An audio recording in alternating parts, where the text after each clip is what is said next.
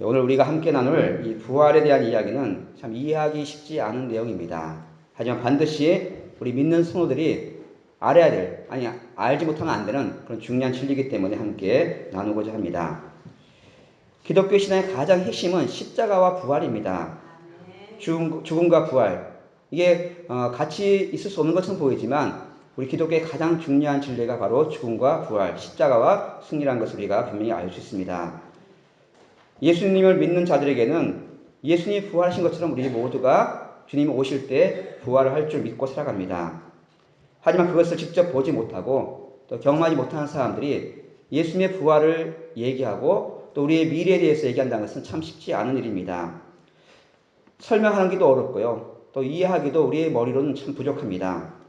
하지만 분명한 것은 예수님의 십자가 사건, 이 죽으심과 부활이 역사적인 사건임을 우리가 분명히 알 필요가 있습니다. 예수님 시대에 보면 이 돌무덤이 있는데요.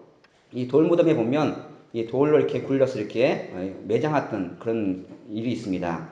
이 무덤에 예수님의 시신이 없다는 것은 역사적으로 증명된 사실이란 것이죠. 도저히 있을 수 없는 일입니다. 물론 우리가 성경을 보시면 아시겠지만 뭐 제 아들 훔쳐갔다, 시체를 훔쳐갔다 그런 소문도 있지만 절대 그럴 수가 없는 것이 역사적 사실이란 것이죠. 왜냐하면 첫 번째 사실은 뭐냐면 예수님이 아리마대 요셉의 무덤에 묻혔다고 성경 분명히 기록하고 있습니다. 사복음서 모두가 특정한 지역, 특정한 인물을 말하고 있다는 것이죠. 물론 지금의 예수님 무덤의 위치가 뭐 정확한 위치는 아니라고 생각됩니다. 하지만 복음서가 일관되게 기록하고 있는 것은 아리마대 요셉, 어떤 개인의 무덤이라는 것을 말하고 있다는 것이죠. 그러니까 지금 모르겠지만 예수님 당시는 누구든 다 알 수 있는 그 장소에 예수님이 묻혀있다는 것은 역사적인 증거가 된다는 것을 말해주고 있습니다. 또 두 번째 사실은 뭐냐면 예수님의 무덤이 빈 무덤이라는 것이죠. 우리가 본다면 절대 예수님의 무덤이 빈 무덤일 수가 없습니다. 왜냐하면 로마 군인들이 지키고 있었거든요. 밤새 지키고 있었는데 그곳에 시신이 없다는 것은 예수님이 부활하지 않고는 절대 일어날 수 없는 일임을 우리가 알 수 있다는 것이죠. 왜냐하면 십자가 죽음의 현장에는 예수님이 죽기를 바라는 많은 사람들이 있었습니다. 그리고 그것을 직접 눈으로 확인했습니다. 군인들이 예수님의 허리에 창을 꽂아서 죽음을 확인했고요. 당시 로마의 군인들은 그 결과를 확인하는 것이 그들의 임무였습니다. 예수님의 죽음을 분명히 확인했다는 것이죠. 그리고 거기에 시체를 매장하는 것까지 그들은 동의했고요. 또 무덤에 돌을 맞고 그것을 인장으로 찍고 또 그것을 밤새 지켰습니다. 이 당시 그런데 나중에 오면 이것이 무덤이 비었다는 것을 알고는 놀랐던 것이죠. 그러니까 유대인들과 예수님을 죽였던 그 종교 지도자들 로마인들이 다 예수님의 무덤이 빈 것을 확인을 했습니다. 또한 세 번째 사실은 뭐냐면 복음서 기록에 의하면 부활하신 주님을 만난 사람이 500명이 넘습니다. 그 당시에 많은 사람들이 살아있었고 예수님의 부활을 직접 목격했던 사람들이 많았던 것이죠. 특히 예수님의 제자들은 예수님이 십자가에 달리실 때 다 도망갔던 사람들입니다.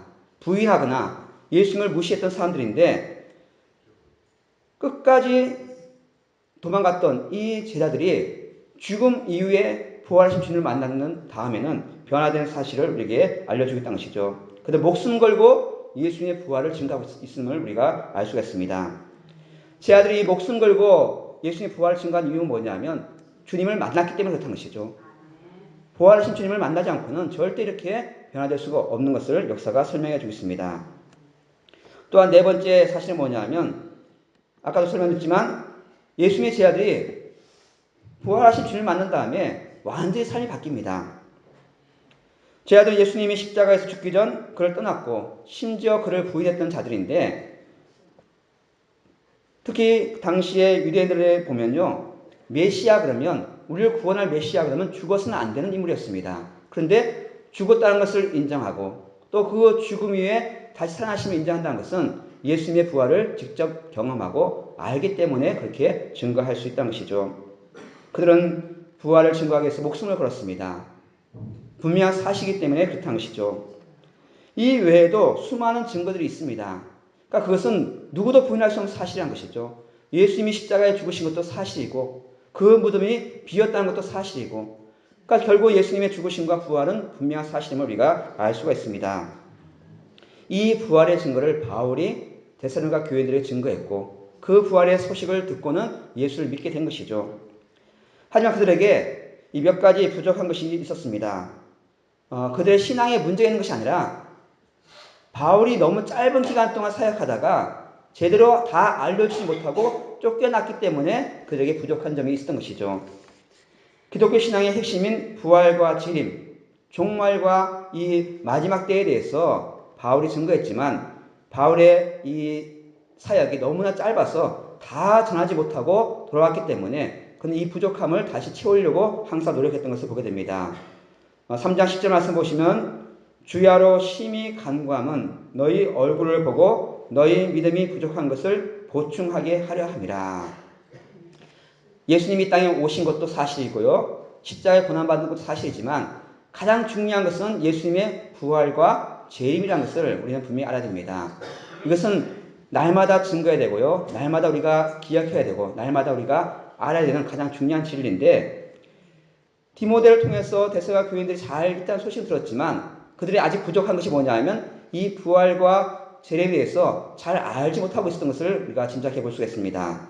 그것은 뭐냐 하면 죽은 자들에 대해서 이들이 오해하고 절망 가운데 빠졌다는 소식을 들었습니다. 그것은 반드시 알아야 되는 내용인데 아까 얘기했지만 바울이 제대로 다 알려주지 못하고 왔기 때문에 이 데살로니가 교인들이 죽음 앞에서 뭔가 걱정하게 되고요. 두려워하고 있는 일을 디모데가 전해준 것입니다. 그래서 오늘 말씀 13절 말씀 보시면 이렇게 말하고 있습니다. 형제들아 자는 자들에 관하여는 너희가 알지 못함을 우리가 원하지 아니하노니 이는 소망 없는 다름이와 같이 슬퍼하지 않게 하려 함이라. 자, 바울이 그들에게 분명하게 알려주고 싶은 내용이 뭐냐면 또 우리가 분명히 알아야 될 내용이 뭐냐면 죽음에 관한 것입니다.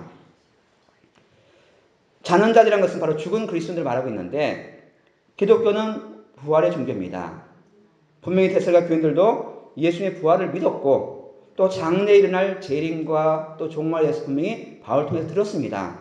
자, 그런데 왜 죽은 자에 대해서 염려하고 있고요? 왜 바울은 죽은 자에 대해서 다시 한번 분명하게 알려주고 했을까요? 그것은 뭐냐면 이들이 아마도 데살로니가 지역에서 바울이 전해진 소식을 듣고는 부활에 대한 확신을 알고 있었습니다. 그리고 예수님이 곧 재림한다는 소식도 들었습니다.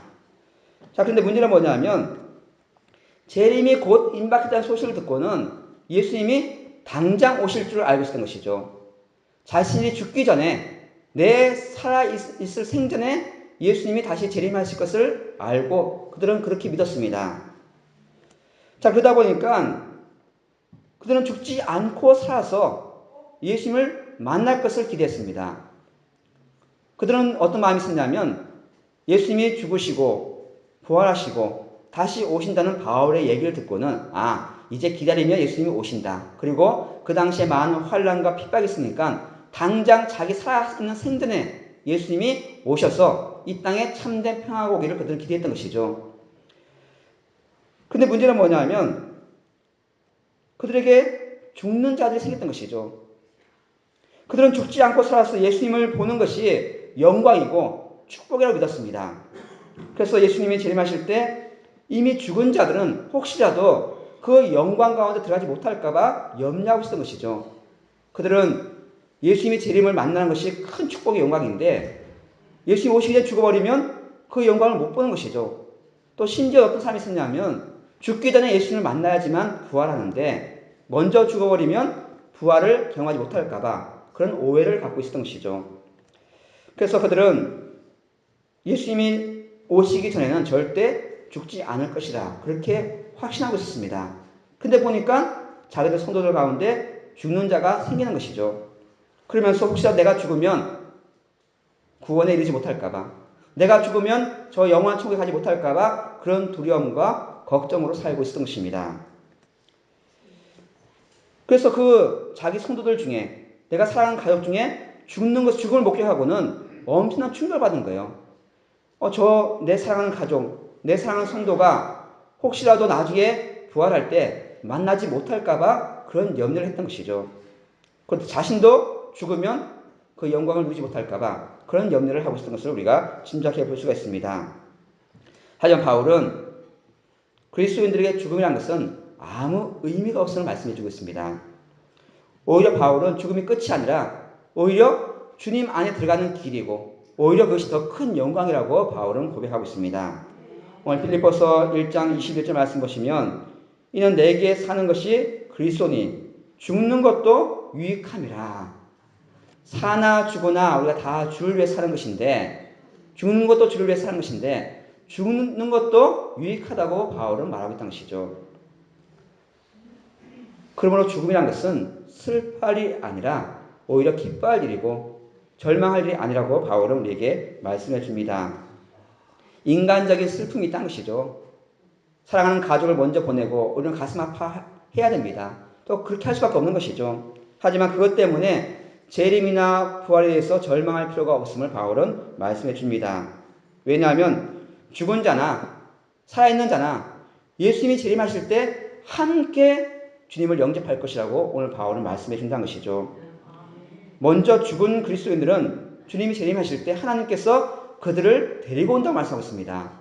주님 안에서 죽은 자들, 잠자는 자들은 하나님께서 그들을 함께 주님과 함께 데리고 온다고 바울은 표현하고 있습니다. 오늘 4장 14절 말씀 보시면 우리가 예수께서 죽으셨다가 다시 살아나심을 믿을진데 이와 같이 예수 안에서 자는 자들도 하나님이 그와 함께 데리고 오시리라. 죽은 것이 끝이 아니라 죽음이 절망이 아니라 죽음은 자는 것이고 예수 안에서 쉬는 것이고 예수님이 재림하실 때 하나님이 주님과 함께 죽은 자들, 자는 자들을 함께 데리고 온다고 분명히 성경은 약속해 주십니다. 예수님을 믿고 돌아가신 믿음의 성도들은 지금 예수님 안에 있습니다.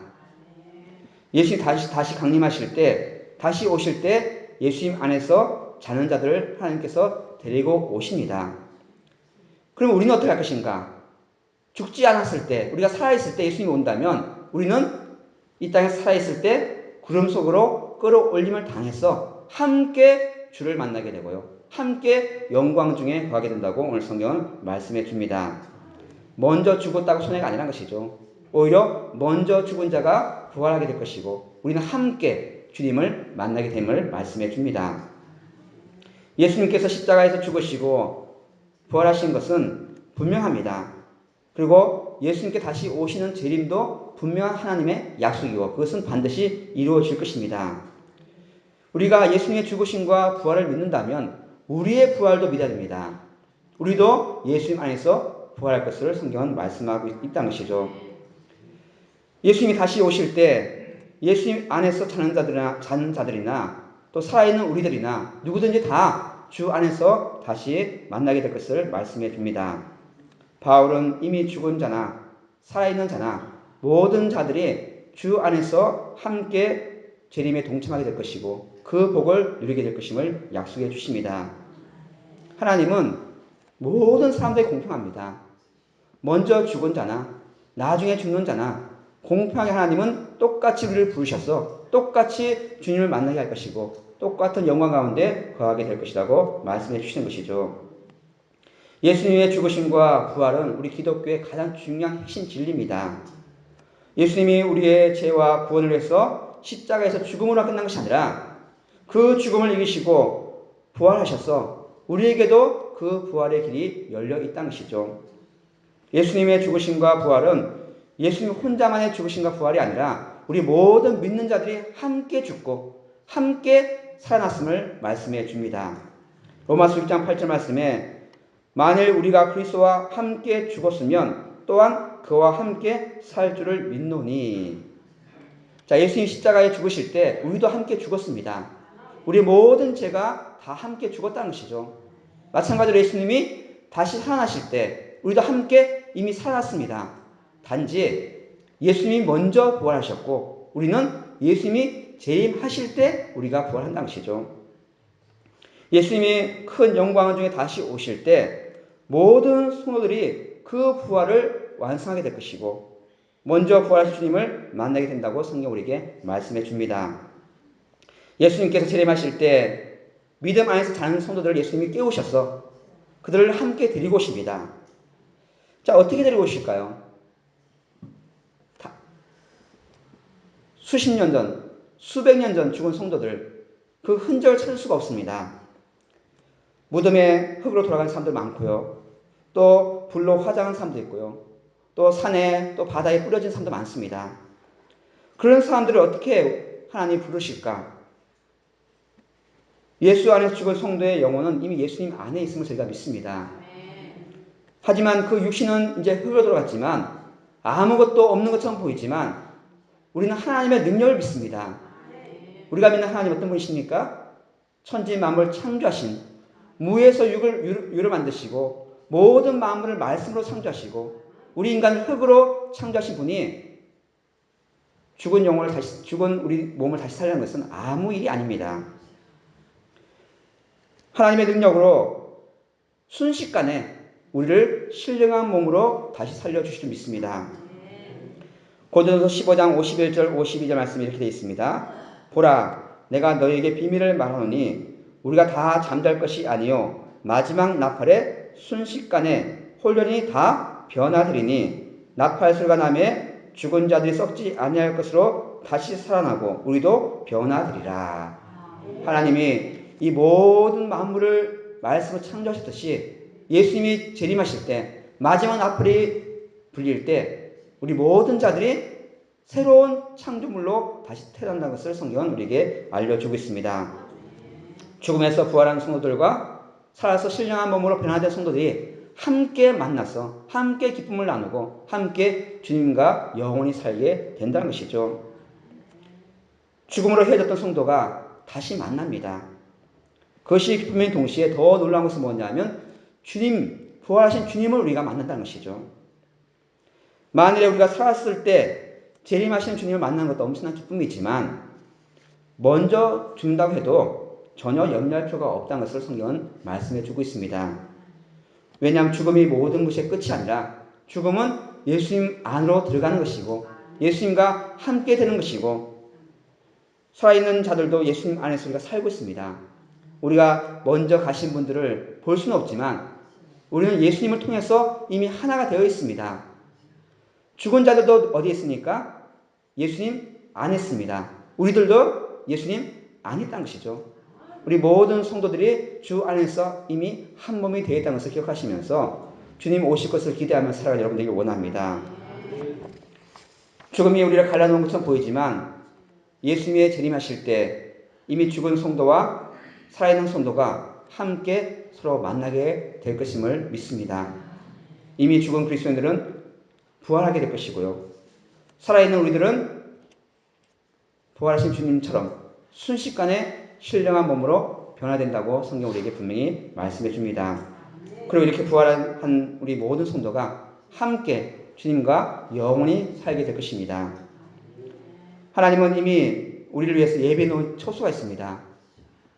그 안에서 우리가 죽은 성도들과 살아있던 그리스도인들이 예수님과 함께 신령한 몸으로 부활되어서 영원히 거하게 된다고 오늘 성경은 말씀해 줍니다. 오늘 17절 말씀에 그 후에 우리 살아남은 자들도 그들과 함께 구름 속으로 끌어올려 공중에서 주를 영접하게 하시니 그리하여 우리가 항상 주와 함께 있으리라. 예수님이 재림하실 때 종말이 올 때 우리는 걱정할 필요가 없습니다. 이미 죽었거나 살아있거나 아무 관계없이 모든 성도가 신령한 몸으로 변화되어서 주님과 함께 영원히 거하게 된다고 약속해 준다는 것이죠. 예수 안에서 한 몸으로 연합되어서 함께 부활한 성도들이 최고의 기쁨, 최고의 영광 가운데 거하게 될 것임을 성경은 우리에게 계속해서 알려주고 있습니다. 우리 모든 인생의 마지막 종착지는 죽음이 아니라 죽음 이후에 영원히 주님과 함께 거하는 축복을 누리게 된다는 것이죠. 어떻게 부활할지 모르겠습니다.